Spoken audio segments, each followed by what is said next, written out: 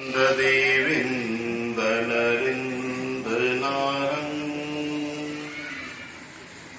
गोदी सुबोधी करुणागुणगं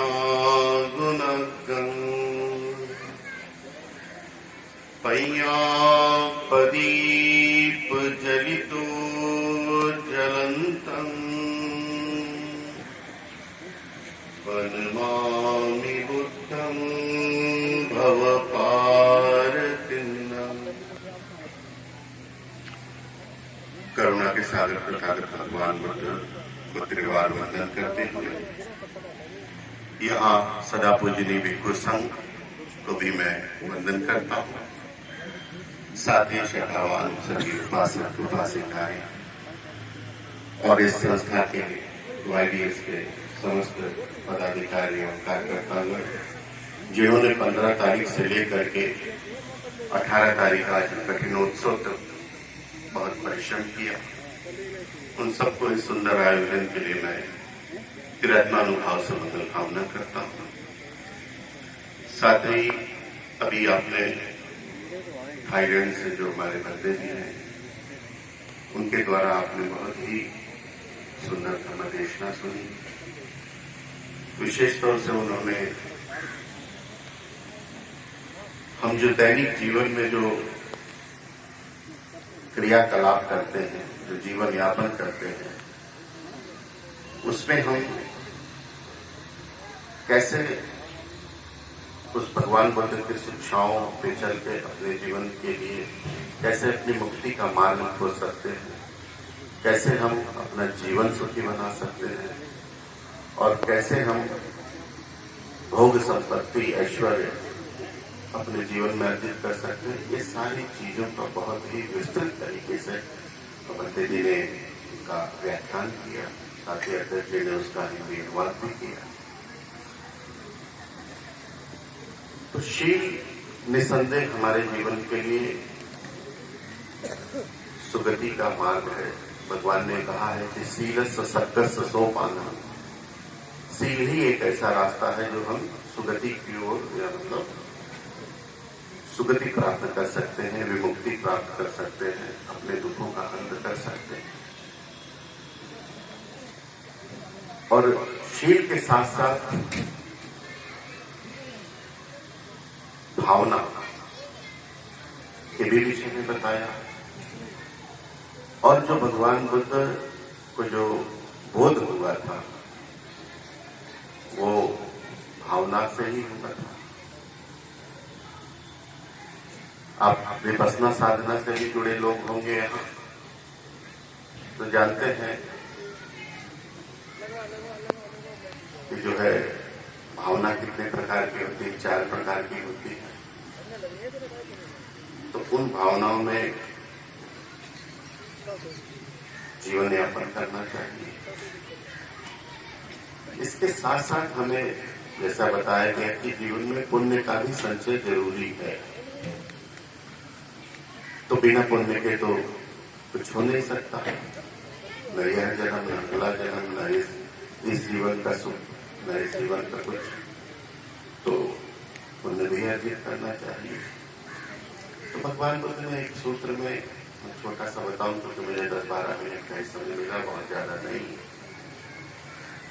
तो भगवान बुद्ध का धर्म पहले तो हमें, जब हम बुद्ध के धर्म में प्रवेश करते हैं तो हमें बुद्ध का धर्म शीलवान बनाता है।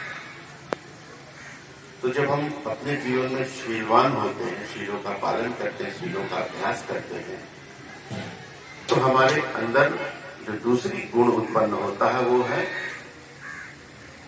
जो हम शीलों का अभ्यास करते करते जो हमारा मन, चित्त, वाणी, कर्म, विचार, सारी चीजें जब शुद्ध होने लगती हैं तो हम अपने जीवन में अपने कर्मों के द्वारा बहुत सारे गुणों का विकास करते हैं, जैसे दया, शील, करुणा, मैत्री।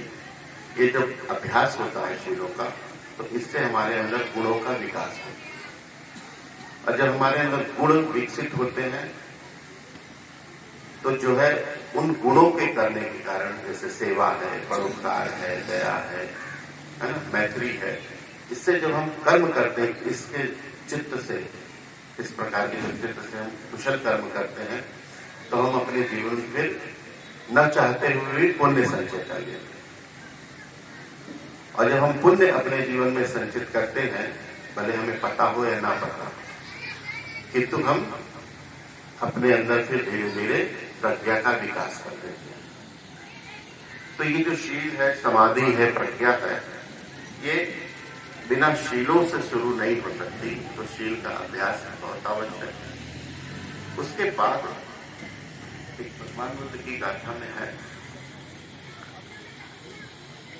कि श्रद्धा धनं शील धनं हीरी ओतपेन धनं चाको च सोत धनं पैयाते सत्तमं धनं। 7 प्रकार के धन जो भगवान बुद्ध ने बताए हैं। तो हम सब धनवान हो सकते हैं, हमारे पास बहुत सारा धन हो सकता है, लेकिन ये जो धन है, जो रुपया, पैसा, गाड़ी, बंगला, ये निर्वाण तक नहीं ले जा सकता है ना। इसमें बल्कि हम उलझ करके और अकुशल कर्म कर सकते हैं। लेकिन असल धन जो है, भगवान बुद्ध ने बताया, ये पुत्र मेरा, ये संपत्ति मेरी, ये धन मेरा, ये इस तरह की जो चीजें सोचते हैं, ये बाल, भगवान बुद्ध ने इन्हें बाल कहा, इन्हें ज्ञानी नहीं कहा। सच्चा धन तो वो है जो श्रद्धा धन है हमारे पास। हमारा हृदय कितना श्रद्धा से भरा है, हम किसके सामने किस तरह का आचरण करते हैं, किस तरह का व्यवहार करते हैं, किस तरह की वाणी बोलते हैं, तो ये हमारे अपने हृदय में उस व्यक्ति के प्रति, उस शिक्षा के प्रति, उस अपने सद्गुणों के कारण जो विकसित होने वाली जो हमारी श्रद्धा है, ये दिन पर दिन क्या है, कुशल कर्म करते करते ये बलवती होती चली जाती है। और फिर हम इसी श्रद्धा से जो है, कहते हैं कि श्रद्धाए तरति ओखंग, माने ये जो संसार की जो बाढ़ है जिसमें हम बहे जा रहे हैं, है ना, जो हमें कहाँ ले जाएगी इसका कोई अंत नहीं है। तो लेकिन इस श्रद्धा से हम इस बाढ़ को पार कर सकते हैं।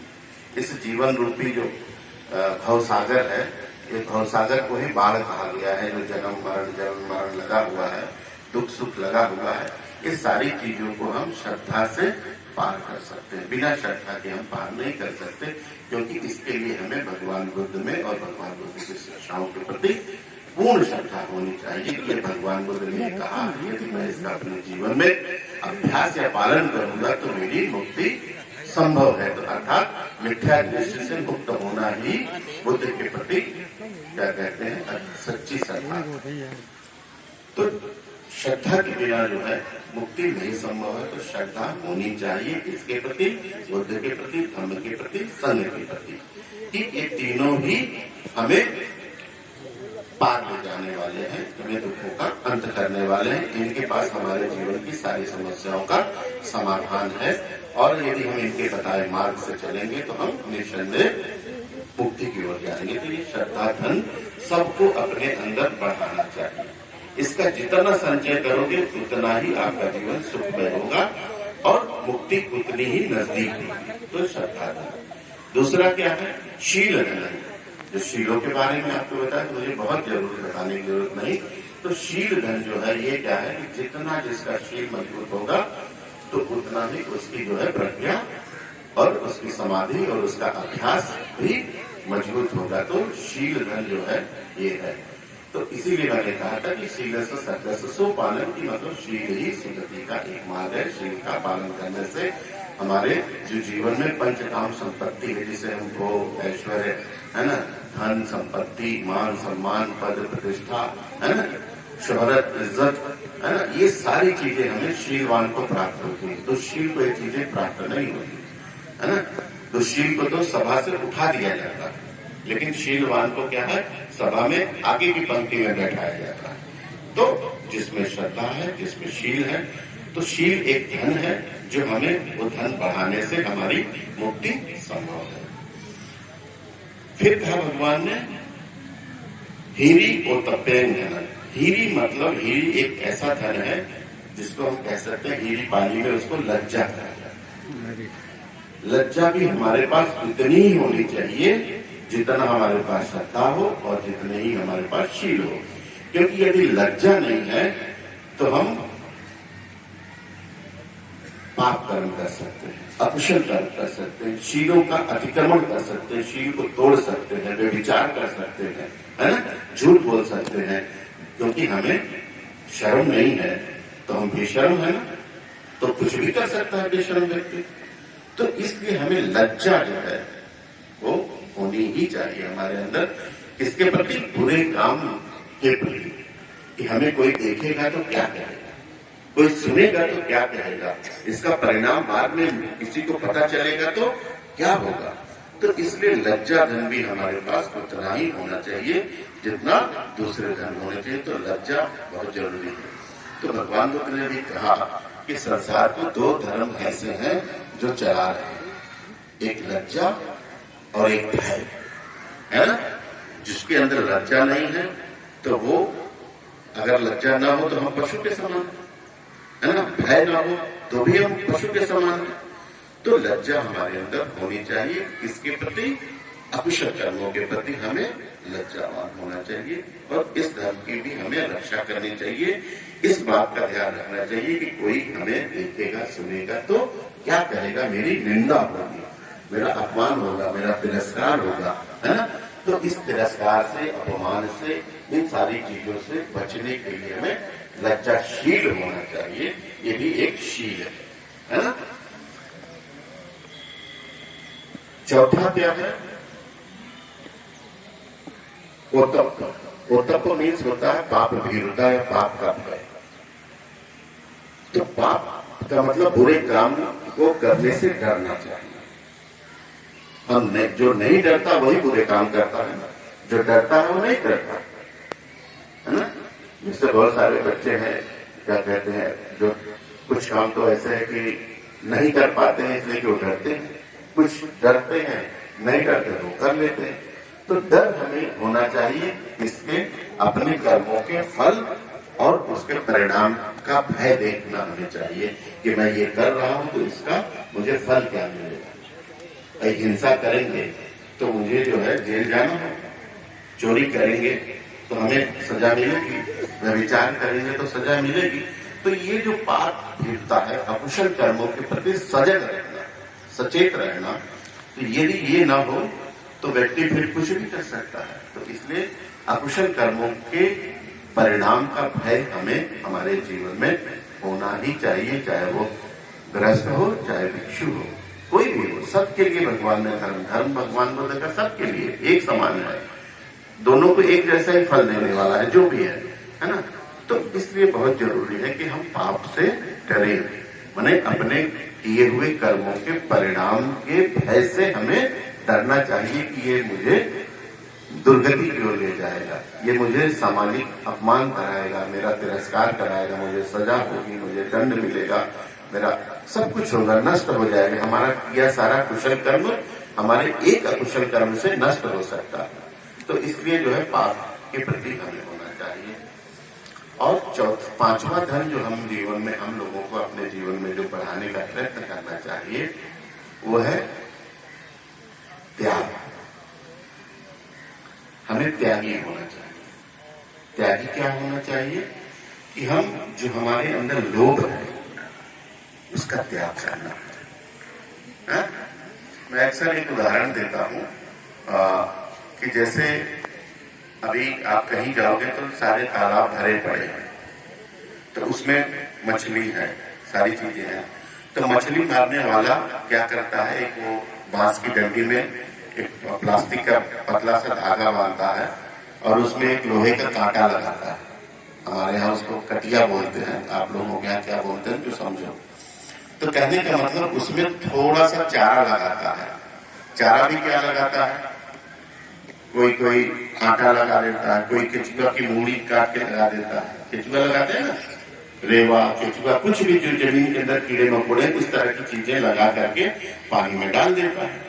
और पानी में डाला, 2 मिनट वेट करता है, जैसे ही उसमें पानी में कोई चीज पड़ी और क्या कहते हैं उसकी गंध जरा सी फैली पानी में, तो मछली जो है, तालाब में बहुत चारा है, चारे की कोई कमी नहीं है, लेकिन क्योंकि उसमें कोई चीज नहीं आई और उसका एक स्मेल निकली या कुछ लोभ जागा उसके अंदर, और वो सारी चीजों को छोड़ करके उसकी तरफ आकर्षित होकर के दौड़ी।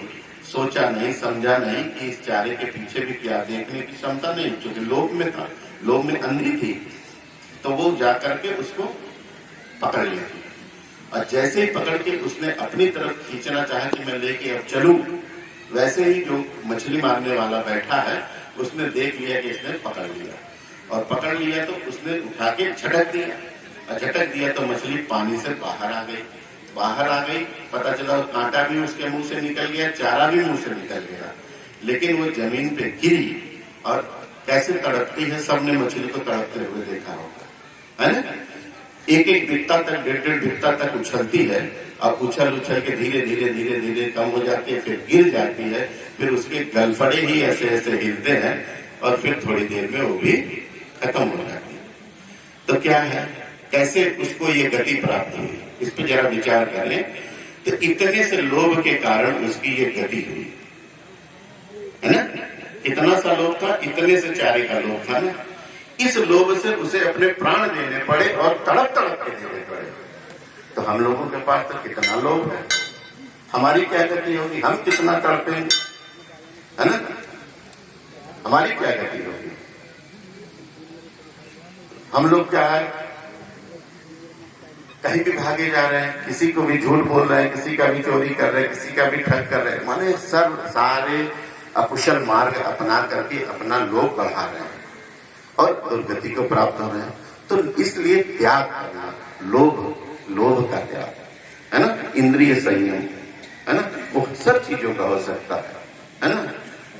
तो चक्षु का संयम, ध्याने न समरो साधु, मतलब सब कहा है ना भगवान ने कि जो हमारे 5 इंद्रियां हैं इनमें संवर करना, है ना। इनका संवर ही, इनमें लोभ भरा हुआ है ना।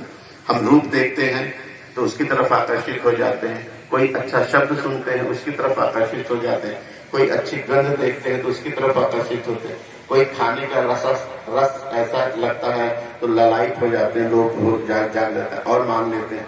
तो इन इंद्रियों के वशीभूत होकर के हम बहुत सारा लोभ जगाते हैं, और लोभ जगा करके हम अकुशल ही संचय करते हैं, कोई कुशल संचय नहीं कर पाते।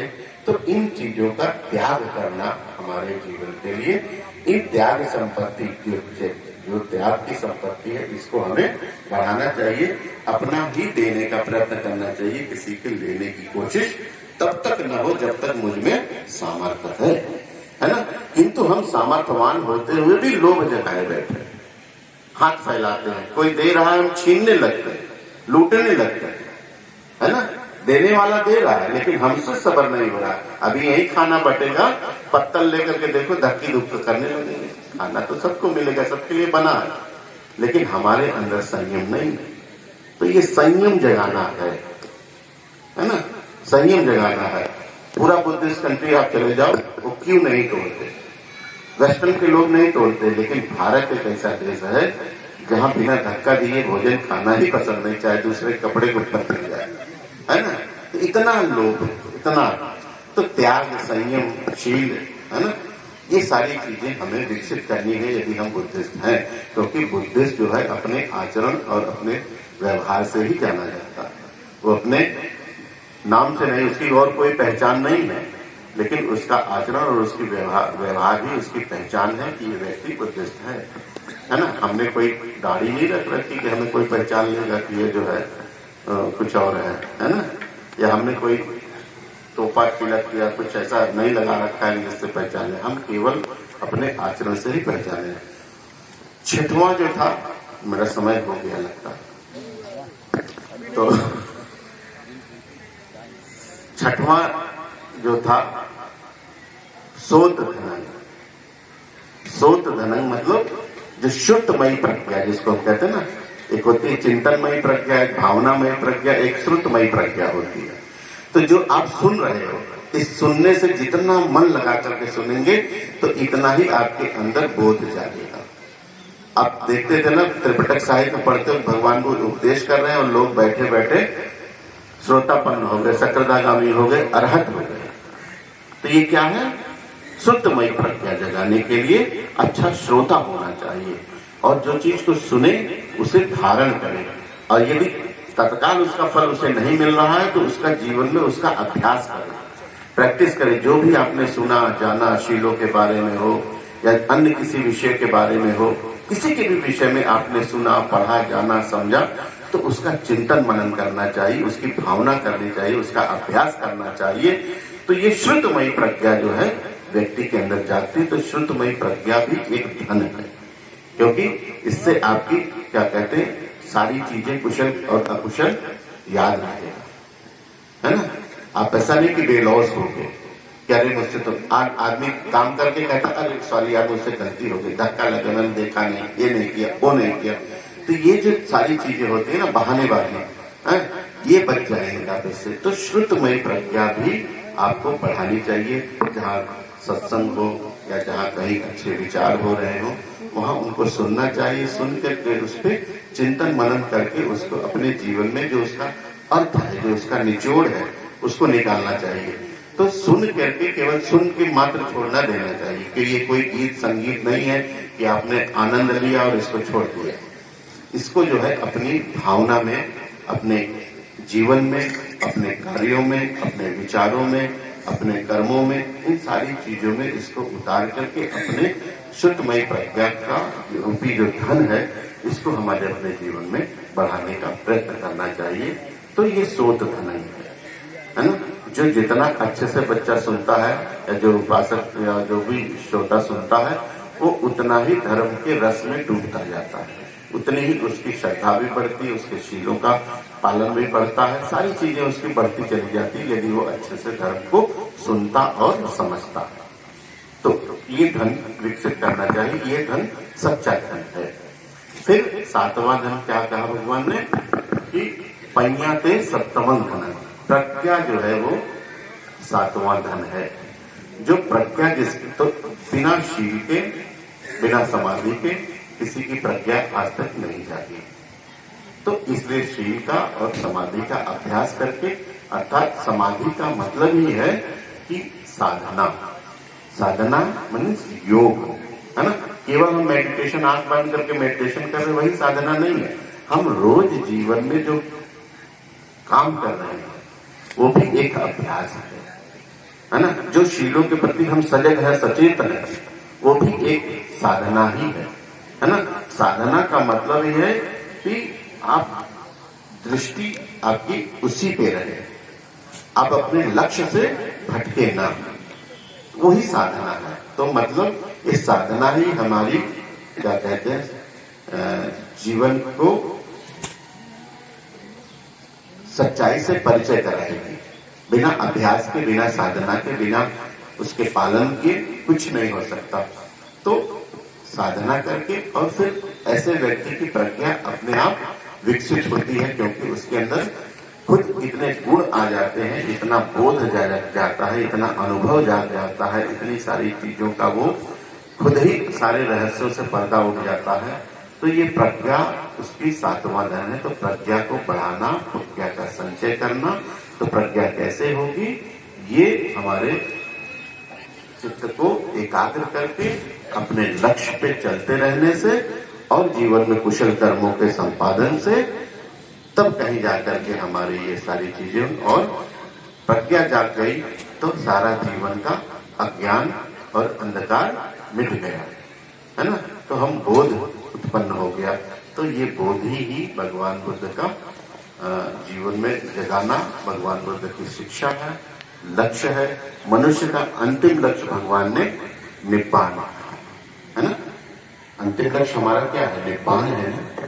तो हम सारे लोग निब्बान के लिए प्रयत्न करें तब तो, जैसे हमारे बांटे जी लोग हैं, है ना, ये जब अपनी प्रवज्ञा के लिए कहते हैं तो क्या कहते हैं? चीवर किस लिए लिया?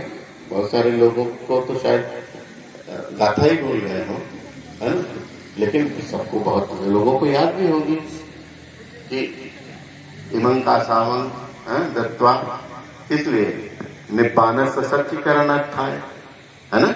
निब्बान के साक्षात्कार के लिए तो जीवन लिया गया है, और किस लिए लिया है? लेकिन दुख ये है कि आज निब्बान की खोज करने वाले 99% नहीं, कहीं शायद 1-8% दुनिया में होंगे तो हैं, लेकिन सच माना जाए तो निर्वाण की खोज में कोई लगा दिखता ही नहीं, है ना। भगवान बुद्ध ने कहा कि लाभ का मार्ग और है और निर्वाण का मार्ग और। भिक्षु इस बात को बड़े अच्छे से समझ लें कि हम खुद क्या कर रहे हैं, कैसा आचरण कर रहे हैं, कैसा जीवन जी रहे हैं। क्या हम लाभ के रास्ते पे हैं या निर्वाण के रास्ते पे हैं? हम भगवान बुद्ध का संकल्प लेकर के जी रहे हैं, उनका दिया हुआ कासाय वस्त्र हमने धारण किया हुआ है, तो हम अपने जीवन में क्या कर रहे हैं अपने लिए? ऐसा ना हो कि मेरा जीवन व्यर्थ चला जाए। तो थोड़ा रोकना पड़ेगा। ओके बोलते शायद मैंने कुछ मेरी बातें किसी को कुछ चुभी हो। मंगल कामना करता हूँ। भवतु सब मंगलं रक्षन्तु सब देवता सब बुद्धानुभावेन सब धर्मानुभावेन सब संघानुभावेन।